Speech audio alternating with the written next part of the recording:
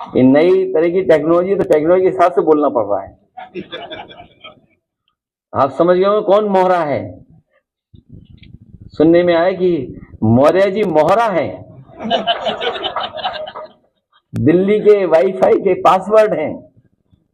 अगर दिल्ली वाले किसी से मिलते हैं तो लखनऊ वाले भी मिल रहे हैं किसी से। तो बताओ सरकार चलेगी ऐसे? क्या सरकार चलेगी बताओ? और जिन्होंने बिगाड़ा है सब कुछ, क्या वो लोग ठीक करेंगे? और सबसे गंभीर सवाल मैं आपके सामने रखता हूं।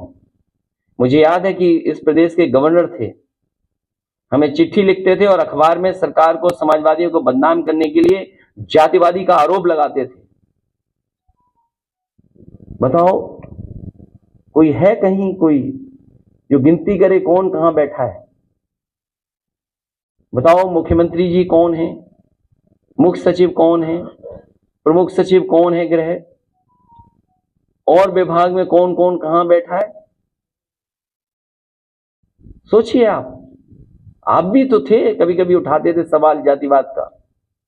तो आप विचार करिए, गंभीर सवाल है। तो यूपी ऐसे नहीं चलेगा। यूपी की जनता को इन्होंने धोखा दिया है।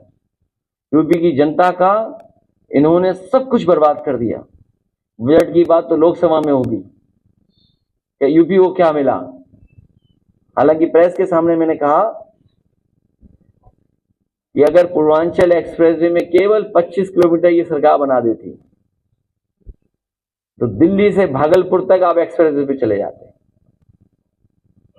जिस गांव में जितना बना करके छोड़ दिया हम लोगों ने, उस गांव से आगे 1 इंच जमीन नहीं सरकार ने ली। अगर कोई गाजीपुर का हो तो वो जानता होगा, पखनपुरा तक छूट गई थी सड़क, उसके आगे नहीं सड़क जा पाई। समाजवादी लोग आएंगे तो मदरसों को मॉडर्नाइज करने का काम और उनको सुविधा देने का काम होगा पढ़ाई को लेकर के।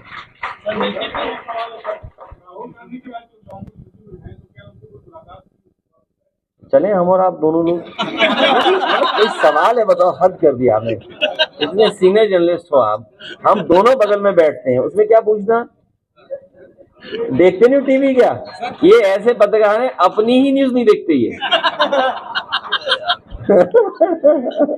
कमाल है भाई, टीवी भी नहीं देखते तुम।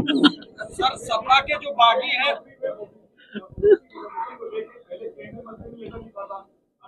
देखिए ये जो नए, इसीलिए जरूरी था ये संविधान मान स्तंभ, क्योंकि ये हमें, जो हमारे पिछड़े लोग हैं जिनको अधिकार नहीं मिल रहा है, या जो गैर बराबरी की लड़ाई है, जो संपन्न बनाने का आंदोलन रहा, तो ये गैर बराबरी बढ़ रही है और संपन्न लोग नहीं हो पा रहे हैं। तो उस लड़ाई को और मजबूत बनाना है हम लोगों को, भी बात चलती रहे। और आरक्षण की जो मूल भावना थी उससे खिलवाड़ हुई है। मूल भावना से अब कंपटीशन खत्म कर दिया इस बीजेपी ने कंपटीशन खत्म कर दिया, सबको अपनी जगह बांध दिया। इसीलिए जाति जनगणना हो और आबादी के हिसाब से नौकरी मिले, उसके लिए समाजवादी लोग काम करते रहेंगे और लड़ते रहेंगे। ये कोई छोटी लड़ाई नहीं है, बहुत लंबी लड़ाई है। आप जानते होंगे, हम तो जा ही नहीं पाते किसी कार्यालय या मंत्री से उठने बैठने। आप में से तो बहुत लोग उठते बैठते हैं मंत्री जी के। आप 70 कार्यालयों में घूमते हैं, आप जा सकते हैं। तो आपको हमसे ज्यादा भ्रष्टाचार पता है, लेकिन आप बताते नहीं हो। नहीं पता है आपको, ऐसा नहीं है कि आपको नहीं पता है, आपको सबको पता है, और आपको अपने विभाग का भी पता है।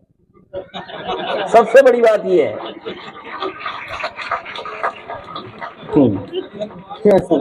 अगर ये बात गलत हो तो बताओ मुझे।